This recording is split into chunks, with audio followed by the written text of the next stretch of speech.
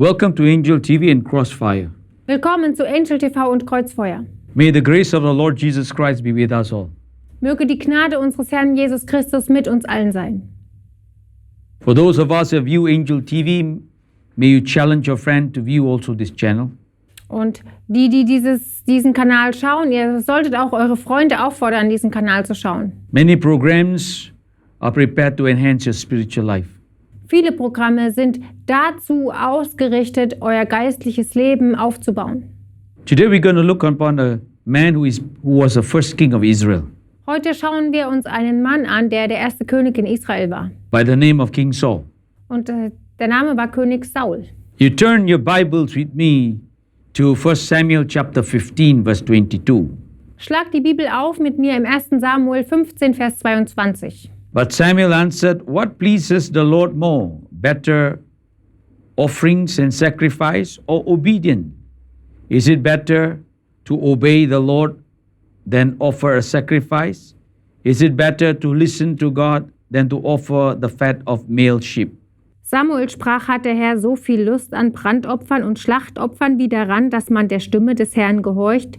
Siehe, Gehorsam ist besser als Schlachtopfer, Aufmerken besser als das Fett der Widder. As we see also in Deuteronomy chapter 30 verse 9 and verse 10, Und wir sehen auch im 5. Mose 30, Vers 9 und Vers 10, the Lord your God will make you bound in all the work of your hand, in the fruit of your body, and the increase of your livestock, and in the product of your land, for good. For the Lord will again rejoice over you for good, as he rejoiced over your fathers. Und der Herr dein Gott wird dir Überfluss geben bei allem Tun deiner Hand, an der Frucht deines Leibes, an der Frucht deines Viehs, an der Frucht deines Ackerlandes, für dich zum Guten, denn der Herr wird sich wieder über dich freuen, zum Guten, wie er sich über deine Väter gefreut hat. If you obey the voice of the Lord your God and to keep his commandment and his statutes, which is written in this book of the law, and if you turn to the Lord your God with all your heart and with all your soul, Wenn du der Stimme des Herrn deines Gottes gehorchst, um seine Gebote und seine Ordnungen zu halten, die in diesem Buch des Gesetzes aufgeschrieben sind. in these two scriptures that we have read, In diesen zwei Schriftstellen, die wir gelesen haben, it tells us that God demands us to be obedient to the word of God. da sagt Gott uns, dass wir gehorsam zu Gottes Wort sein sollen. We also began to see the tragedy in the life of Saul, Und wir beginnen auch die Tragödie im Leben von Saul zu sehen. for he received the commandment of the Lord, but he was disobedient in keeping it. Er hatte die Gebote Gottes empfangen, aber er war ihnen ungehorsam gegenüber. We can see from the scripture that God sternly judged his chosen vessel when they challenge his authority. Und wir sehen, wie Gott seine auserwählten Gefäße richtet, wenn sie seine Autorität in Frage stellen. This is because God is a God of righteousness and justice, Es ist, weil Gott ein Gott der Gerechtigkeit ist, as much as he is a God of love. genauso wie er auch ein Gott der Liebe ist. We know that King Saul was chosen to become the first king to unite Israel. Und wir wissen, dass König Saul ausgewählt worden ist als erster König, der Israel vereinigen sollte. He ended up in misery and was removed from his throne. Und er hat im Elend geendet und er wurde von seinem Thron entfernt. All because he disobeyed God's command. All das, weil er Gottes Gebote nicht befolgt hat. Through the failure of King Saul, Durch das Versagen von König Saul we will learn how our God indeed wants us and also to be the kind of person God wants us to be. werden wir lernen, was Gott möchte, was für eine Art von Menschen wir sein sollen. Number one, Nummer 1. how did King Saul fail God? Wie hat König Saul denn Gott verpasst? Reading from 1 Samuel chapter 15 onwards, Und wir lesen vom 1. Samuel Kapitel 15. we see that through the prophet Samuel, Saul received God's command to attack the Amalek. Durch den Propheten Samuel hat Saul das Gebot erhalten, die Amalekiter zu bekämpfen. The Amalekites were idol worshippers and were the adversaries of God. Und die Amalekiter waren Götzendiener und Gegner, Feinde Gottes. God has a plan to preserve the nation of Israel Aber Gott hat einen Plan, um die Nation Israel zu bewahren. and also receive the glory through them. Und auch, um durch sie Ehre zu bekommen. And we see in verse 3 onwards, Und wir sehen von Vers 3 an, now go and attack Amalek and utterly destroy all that they have, and do not spare them, but kill both man and woman, infant, nursing children, ox and sheep, camel and donkey. nun zieh hin und schlage Amalek und vollstreck den Bann an ihnen, an allem, was es hat, und verschone ihn nicht, sondern töte Mann und Frau, Kind und Säugling, Rind und Schaf, Kamel und Esel. King Saul organized his forces, and by the power of God, he defeated the Amalekites. König Saul organisiert seine Heerscharen und durch die Kraft Gottes besiegt er die Amalekiter. However, in an attempt to receive the same glory to the victory of this war, Und zur gleichen Zeit soll er die Ehre haben für den Sieg dieses Krieges. Saul did not obey God's full commandment. Aber Saul hatte nicht Gottes volles Gebot gehalten. Instead, he spared the king of Amalek alive. Stattdessen hat er den König von Amalek am Leben gehalten. He kept the best of the sheep, Und das Beste der Schafe hat er behalten, cattle, and the lamb. Esel und Rinder. They looked good in the eyes of Saul Und in den Augen von Saul sahen sie doch gut aus. because God had spoken to him that you should destroy them all. Aber Gott hatte zu ihm gesagt, dass er sie alle töten soll.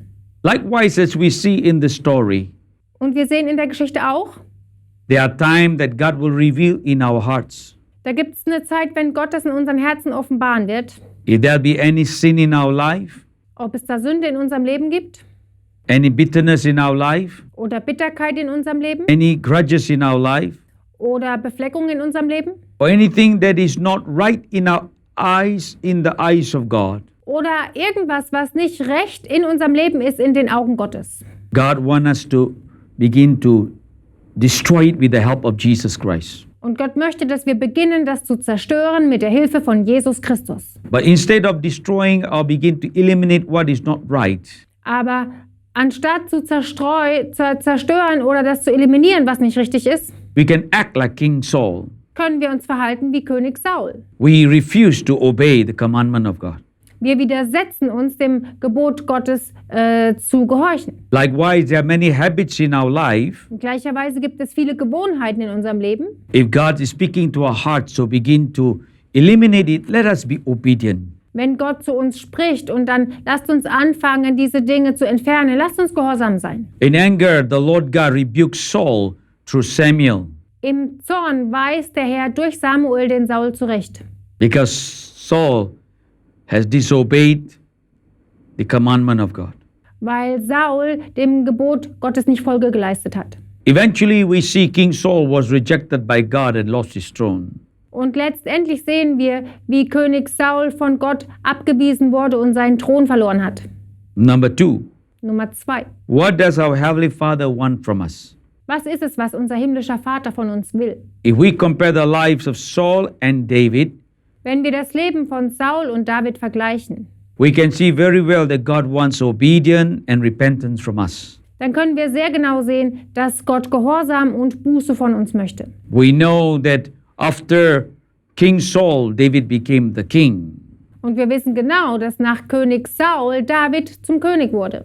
Both of these kings were chosen by God, and both of them committed many sins. Beide dieser Männer wurden von Gott auserwählt und beide haben auch viele Sünden begangen. But as you look in their life, God rejected Saul but forgave and restored David. Und wir sehen, dass Gott den Saul abgewiesen hat, aber David hat er vergeben und wiederhergestellt. Although we know David committed a very serious sin. Obwohl wir wissen, dass David eine sehr ernsthafte Sünde begangen hat. What is the reason? Was ist der Grund dafür? There is a clear reason. Da gibt es einen klaren Grund. As you look in the life of David, Wenn wir in dem Leben von David schauen, he was completely broken and contrite when he sinned. er war total zerbrochen und gebrochen, als er gesündigt hatte. When he was a king of Israel. Als er ein König in Israel war. When he transgressed against the Lord. Als er gegen den Herrn gesündigt hatte. He humbly acknowledged what he had done and repented immediately. Er hat sofort bekannt, demütig, was er getan hat und hat Buße davon getan. When his sin was pointed out by the prophet Nathan. Als seine Sünde hervorgehoben wurde durch den Prophet Nathan. He did not give an excuse. Er hat keine Entschuldigung abgegeben. but he quickly repented and cried out for the mercy and forgiveness. Aber er hat schnell Buße getan und hat um Gnade und um Vergebung gebeten. But in the life of Saul, Aber im Leben vom Saul, when Samuel began to point out his mistake, als Samuel ihn auf seinen Fehler hinweist, he was very bitter and he walked away from God. dann ist er sehr bitter geworden und hat sich von Gott abgewendet. But when you compare these two kings, Und wenn man diese zwei Könige vergleicht, God was looking for a repentant heart. hat Gott nach einem bußfertigen Herzen geschaut. God is always full of mercy and to forgive and to restore. Gott ist immer voller Gnade, bereit zu vergeben und wiederherzustellen. While we see God saw the humility in David and forgive him and restored him. Und Gott hat die Demut im David gesehen und hat ihm vergeben und hat ihn wiederhergestellt. But in the life of Saul, that was totally different. Aber im Leben vom Saul war das ganz anders. He willfully disobeyed God's instruction. Willentlich war er der Anweisung Gottes ungehorsam. When Samuel began to confront King Saul, Als Samuel begann, den König Saul zu konfrontieren, he tried to justify and rationalize what he had done. hat er sich versucht zu rechtfertigen und zu rationalisieren, was er getan hatte. So the word of the Lord came to the Samuel. Und das Wort des Herrn kam zu Samuel. Because you have disobeyed the word of God, now God will reject you to become the king of Israel. Weil du Gottes Wort gebrochen hast, nicht befolgt hast, wird Gott dich jetzt ablehnen, König in Israel zu sein.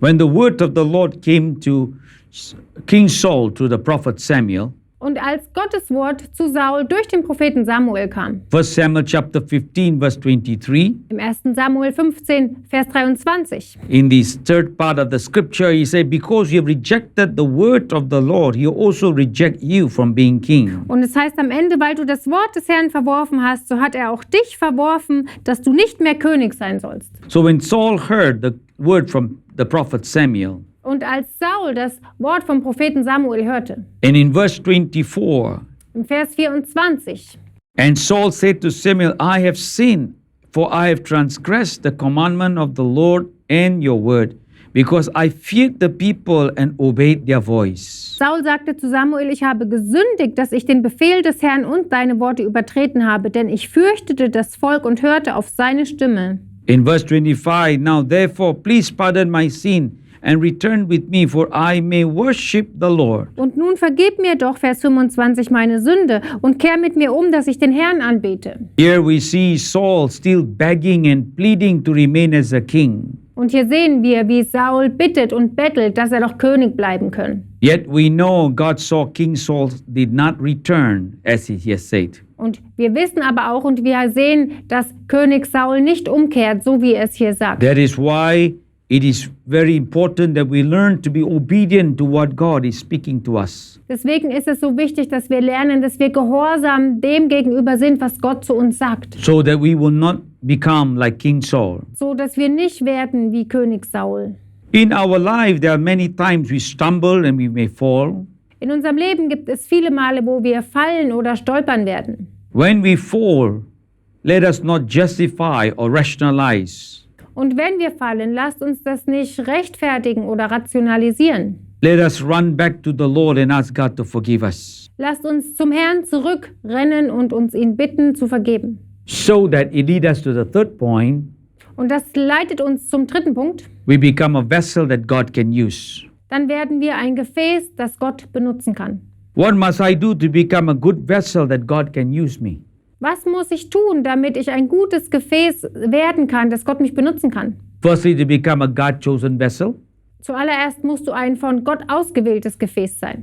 we must be cleansed by the precious blood of Jesus. Wir müssen gereinigt werden durch das kostbare Blut Jesu. We present our lives to God. Wir präsentieren unsere Leben zu Gott. We dedicate our life wholly, completely to Him. Wir weihen unser Leben vollständig heilig ihm. We kneel at His feet and empty ourselves and commit to Him. Wir knien zu seinen Füßen, wir machen uns ganz leer und wir geben uns ihm ganz hin. This must be our confession. Das muss unser Bekenntnis sein. Number 2, Nummer 2. to become a God-chosen vessel, Um ein ausgewähltes Gefäß für Gott zu sein, we must have a vision and a dream according to His word. müssen wir einen Traum und eine Vision gemäß seinem Wort haben. We look in the life of King Saul. He had the word of God, but he did not obey it to the fullness. Wir sehen im Leben vom König Saul, er hatte Gottes Wort, aber er hat es nicht vollständig, war nicht vollständig gehorsam. That is why we need to open our ears and our eyes to see what God is able to do. Deswegen müssen wir unsere Ohren aufmachen, unsere Augen öffnen, damit wir in der Lage sind zu sehen, was Gott tut und möchte. Number 3, Nummer 3. to become a vessel used by God, we must give thanks to Him under any circumstances. Um ein Gefäß zu sein, was Gott benutzt, müssen wir zu allen Zeiten, in jeder Situation Gott dankbar sein. No matter how severely your situation oppresses you, Egal wie ernsthaft die Situation dich bedrückt. take God's word as your answer with thanksgiving. Nimm Gottes Wort als eine Antwort mit Danksagung. You be obedient to God's word. Und sei gehorsam Gottes Wort gegenüber. And in faith, believing that what God has spoken to you, He will do it. Und das im Glauben, dass das, was er zu dir gesprochen hat, er es tun wird. Many Christians, because of their disobedience, are hindered to become a vessel that God can use. Viele Christen sind aufgrund ihres Ungehorsams nicht das Gefäß, was Gott benutzen kann. I'm sure God has given many opportunity to Saul, as you can read from the scripture. Ich bin mir sicher, Gott hat Saul viele Möglichkeiten gegeben, wie wir in der Schrift lesen können. But every opportunity was given to Saul, he began to blow it. Aber jede Möglichkeit, die Saul gegeben worden ist, hat er vermasselt. Let us open our hearts to learn well from King Saul's mistake. Lasst uns unsere Herzen öffnen und lasst uns lernen von den Fehlern von König Saul. Saul started wonderfully as a king, but ended in a failure. Der Saul hat wunderbar als König angefangen, aber er hat als ein Versager geendet. As we look into our life, we started in the Lord Jesus Christ, but let us not end in failure. Und wenn wir in unserem Leben schauen, wir haben im Herrn Jesus Christus angefangen, aber lasst uns nicht als ein Versagen enden. Our spiritual success comes when we are obedient to God. Unser geistlicher Erfolg kommt, wenn wir zu Gott gehorsam sind. Our failure comes when we are disobedient to what He says. Unser Fall kommt, wenn wir ungehorsam zu dem sind, was er sagt. As we look in the life of King Saul, Und wie wir sehen im Leben von König Saul, God requires obedience and repentance. Gott verlangt nach Gehorsam und nach Buße. If you have been disobedient, do not remain in that situation. Wenn du ungehorsam gewesen bist, verharre nicht in dieser Situation.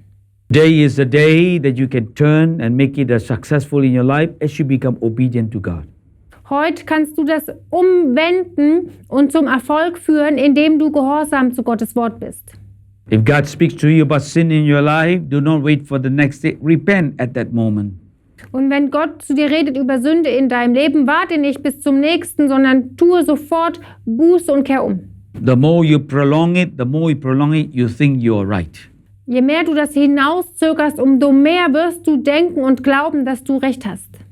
If you are struggling in this area, I want to pray with you Und wenn du ein Problem hast auf diesem Gebiet, dann möchte ich mit dir beten, that we will not follow after the footstep of Saul, dass wir nicht den Fußstapfen von Saul nachfolgen, but we will follow after the footstep of David. sondern dass wir den Füßen von David nachfolgen. God's word came to him, he was quick to repent. Und als Gott zu ihm sprach, war er schnell zur Buße. Let us pray. Lasst uns beten. Father, I pray right now in Jesus' name Vater, ich bete jetzt im Jesu Namen for those of us who are struggling in obedience and repentance. für die von uns, die Probleme haben mit Gehorsam und mit Buße. Lord, you strengthen their hearts, Lord. Stärke ihre Herzen, Herr. Give them tenacity in their spirit. Gib ihnen Kraft in ihrem Geist. As they obey you, Wenn sie dir gehorsam sind, as they repent from their sin, wenn sie von ihren Sünden Buße tun, you lift them up, O Lord, dann heb sie hoch, Herr, to fulfill your plan and your purpose. deine Pläne und Absichten zu erfüllen. Lord, I commit them before you. Herr, ich befehle sie dir an. In Jesus' name I pray. Im Namen Jesus bete ich. Amen. Amen. May God bless you Möge Gott euch segnen as we learn the life of King Saul, und während wir aus dem Leben von König Saul lernen. that even though he make a lot of mistake, we will not emulate him, Und dass trotzdem er viele Fehler gemacht hat, dass wir ihn nicht nachahmen werden. but yet through his life we learn to be obedient to God. Aber durch sein Leben lernen wir, Gott gehorsam zu sein. Do write to us Schreibt uns and let us know your prayer requests. Lasst uns eure Gebetsanliegen wissen. It's a great pleasure to pray for you and see what God is doing in your life. Es ist ein großes Vergnügen, für euch zu beten und zu sehen, was Gott in eurem Leben tut. God bless. Gott segne euch.